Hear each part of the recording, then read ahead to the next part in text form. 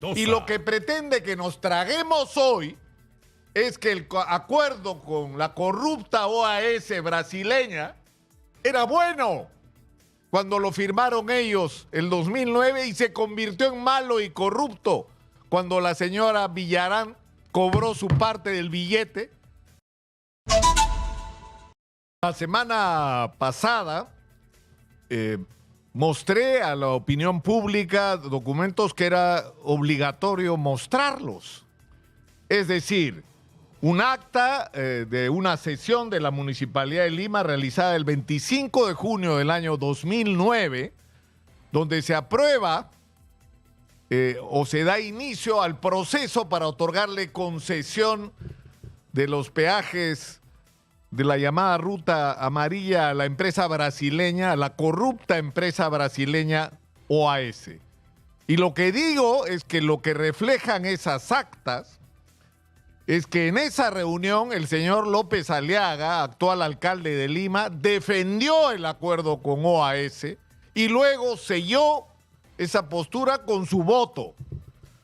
El señor López Aliaga ha respondido a esta información con una cadena de agravios, insultos, intromisiones en mi vida privada, absolutamente impertinentes, imperdonables en un político, pero no ha respondido al asunto de fondo, que era muy simple. ¿Es verdad o no es verdad? Y si es verdad, el señor ha tenido que reconocer finalmente,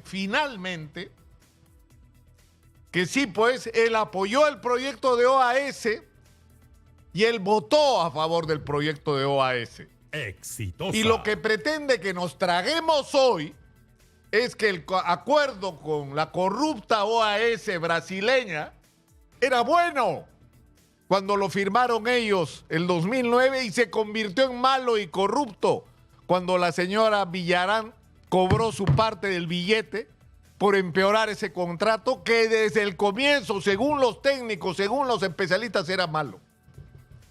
Porque es mentira decir que ese contrato era bueno, que de pronto el señor Leo Piñeiro, que ha estado en la cárcel y sigue en prisión domiciliaria por corrupto, es decir, desde el comienzo, la sola decisión de entregarle al señor Leo Piñeiro esa concesión estaba mal, porque la ciudad de Lima no necesitaba entregarle el control de sus peajes a nadie para hacer obras. Está acreditado en ese momento por los mismos informes de la misma municipalidad que MAPE tenía los suficientes recursos para que en el caso que se hicieran obras, tenía capacidad de endeudamiento porque tenía el respaldo de los peajes como una fuente permanente y garantizada de ingreso. Por lo tanto, número uno, no necesitabas a OAS. En segundo lugar, la construcción de un megapuente, o un megatúnel, perdón, por debajo del río Rímac, no era en ese momento una obra indispensable. Ese mismo dinero administrado por la Municipalidad de Lima, con endeudamiento propio de la Municipalidad de Lima, a ser pagados con ingresos propios de la Municipalidad de Lima, pudo utilizarse para transformar la ciudad de Lima. Y lo que se hizo fue regalarle a los brasileños, que no es que se volvieron... Exitosa. Leo Piñeiro no se volvió la Madre Teresa de Calcuta, hizo el negocio de su vida, uno de los grandes negocios de su vida. Porque al final de la historia, y esto es una información que no es una información hecha por cualquiera, el Instituto de Auditoría Forense Gubernamental, que encabeza el arquitecto Juan Miguel Guerrero Orbegoso, que ha hecho un estudio sesudo, serio, técnico de todos estos temas, concluye que Lima expresa durante la gestión de OAS, y si uno suma y resta los avances de obra, la recaudación de peaje y la venta a Highways Vinci, que es la empresa francesa a la que OAS, con su socio brasileño, que era el que le ponía el billete, ¿no es cierto?, cobraron. Al final, de lo que estamos hablando es que el beneficio para OAS, luego de haberse cobrado su inversión, es de 3.724 millones de soles. Idiota no era. Bueno no se había vuelto el que ya era corrupto. Leo Piñeiro estaba sobornando a todo el mundo en el Perú haciendo hidroeléctricas o tratando de hacerlas, metiéndose en todos los negocios que fuera posible, como los del Club de la Construcción. Estaba metido de cabeza en el momento en que hizo el proyecto de la línea amarilla, que era parte del esquema de corrupción. Y les voy a explicar por qué, porque hay evidencias de que esto fue así. Es decir, fíjense ustedes, durante los años de la gestión de OAS en Lima Expresa, los beneficios para el concesionario fueron 3.724 millones de soles. 1.000 millones de dólares de beneficio, no de gasto, no, ahí no hay nada que descontar en lo que se metieron al bolsillo los brasileños. ¿Y saben cuánto recibió la Municipalidad de Lima en estos años, por el 7% de recaudación? 59.449 mil millones, o sea, ni 60 millones de sol. Ni 60 millones de sol. O sea que bueno no era este señor. Y bueno, lo que viene después, con lo que ha venido la administración de Vinci, donde el beneficio para Vinci ha sido hasta ahora 3.295 millones, y lo que va a recibir o ha recibido hasta ahora la municipalidad son 233 millones. Es decir, eso es lo primero que tiene que quedar absolutamente claro, que ese contrato desde el comienzo no solo no era bueno, sino que ese contrato, yo creo que es muy importante saberlo, tenía una serie de trampas escandalosas. Fíjense ustedes, cuando uno hace una simple comparación, que es la que hace el Instituto de Auditoría Forense Gubernamental, sobre una experiencia similar a la del Perú, una experiencia parecida a la del Perú, que es la denominada Costanera Norte de Chile. La longitud de la línea amarilla son 25 kilómetros. La longitud de Costanera Norte de Santiago de Chile son 42.5. La construcción, las obras son 9 kilómetros en el Perú. En Chile fueron 42,5 kilómetros. El túnel en el Perú mide 1 kilómetro 630 metros. En Chile son casi 7 kilómetros, 6.9. ¿Ya? El plazo de la concesión que se ha otorgado en el Perú es 40 años. Bueno, 30 años le había dado Castañeda, 10 años le sumó a cambio de su billete Susana Villarán, pero Castañeda cuando regresó al municipio lo mantuvo y lo proyectó, o sea que cambio no hizo. La obra demoró 7 años en el Perú, 7 años. En Chile demoró 2 años y medio. ¿Ah? La inversión en el Perú fue en total 703 millones. En Chile fue 480. Pues ¿saben lo que eso significa? Que el costo por kilómetro de ese túnel en el Perú, o sea, sumando todo el costo de la obra y remitiéndolo solo al túnel, fue de 78 millones. 78 millones el costo por kilómetro, y el costo en Chile fue de 11. 78 millones contra 11. ¿Cómo cuesta tanto? Porque estaba sobrevalorado. Porque se sobrevaloró para llevarse una tajada gigante a la hora de cobrar, y en esa sobrevaloración meter a lo bestia las comisiones ilegales. Porque así es como funcionan las cosas, una sobrevaloración escandalosa. Explíqueme cómo es posible que construir un túnel debajo de un río en el Perú cueste prácticamente 7 veces más que en Chile. 7 veces más. Y la explicación es muy simple. Es muy simple. Es una escandalosa sobrevaloración para cubrir sobreutilidades permitidas solamente por la corrupción. Una cosa más, para hablar del tema en general de los peajes. Se supone que por los 139.6 kilómetros de vías que hay en Lima bajo peajes, debería haber 2 peajes. 2 peajes. Hay 18 peajes.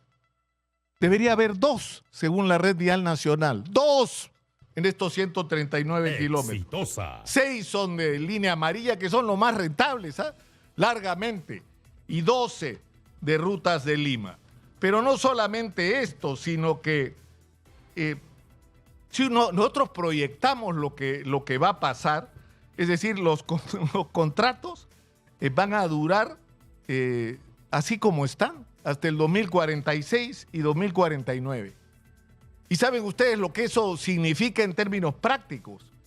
Que la ganancia, el ingreso que va a haber y la ganancia por la administración de los peajes va a ser de 25.615 millones de dólares. ¿Y cuánto se va a llevar la municipalidad? El promedio, 5.5, 7%, en el mejor de los casos. O sea, esto es un escándalo. Le han expropiado a la ciudad de Lima su principal fuente de ingresos para que ésta se convierta en una utilidad escandalosa a la que se ha sumado dentro de esa utilidad, porque no es que los brasileños meten la mano al bolsillo de sus ganancias para pagar las comisiones, no, para pagar las comisiones sobrevaloran todo. Sobrevaloran absolutamente todo. Es más, ha ocurrido otro hecho escandaloso sobre el que hay que llamar la atención. ¿Cómo así se tomó la decisión en la Municipalidad de Lima? O sea, ¿quién sustentó la validez técnica de aprobar algo como otorgarle a los brasileños de OAS la concesión de la línea amarilla? ¿Saben quién firma el informe técnico? Un ingeniero mecánico electricista. Un ingeniero mecánico electricista que además de un día para otro, y no estoy mintiendo, de un día para el otro, le aumentan más de 100 millones de dólares al costo de la obra. O sea, un día costaba 400 y tantos, al día siguiente costaba casi 600. Y está firmado por un ingeniero mecánico electricista que se llama Aldo Luis Solimano Semorile. Y todo esto lo ha señalado la Contraloría durante años. Durante años. Es decir, es verdad que Susana Villarán empeoró este contrato. Es verdad que Susana Villarán ha recibido dinero por ese maquillaje de mejoramiento que se hizo al contrato de una manera escandalosa, regalándole 10 años más a una concesión que ya de por sí era absolutamente dañina para la ciudad. Pero lo que también es cierto es que desde el comienzo ese contrato estaba mal, porque no era necesario, porque la ciudad de Lima podía hacer esas obras, porque el sustento técnico en el que estaba basado era falso, porque la generación de recursos por parte de la EMAPE a través de los peajes garantizaba que la ciudad podía manejar sus propios recursos y a partir de ello incluso su endeudamiento, y porque la única razón con la que uno puede explicar, o sea, ¿cuál es el móvil de la gente que tomó una decisión tan perjudicial para la ciudad? Cuando estamos hablando de 3.000, 4.000, 5.000, 25.000 millones, estamos hablando de dinero que la ciudad ha dejado y está dejando y va a dejar de percibir. O sea, ¿cómo es posible que hayan tomado decisiones de esa naturaleza? Y hay solo dos explicaciones. Una absoluta y total ineptitud o simple y llanamente corrupción. Simple y llanamente corrupción. Explíqueme, por Dios, cómo puede costar un túnel 11 millones en Chile y 70 millones acá. ¿O más? Explíquenme. ¿Cómo es posible que un ingeniero mecánico electricista te dicte lo que tienes que hacer en materia económico-financiera? ¿De dónde ha salido eso?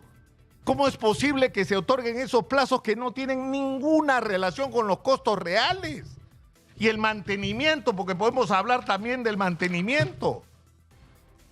El costo de mantenimiento en este momento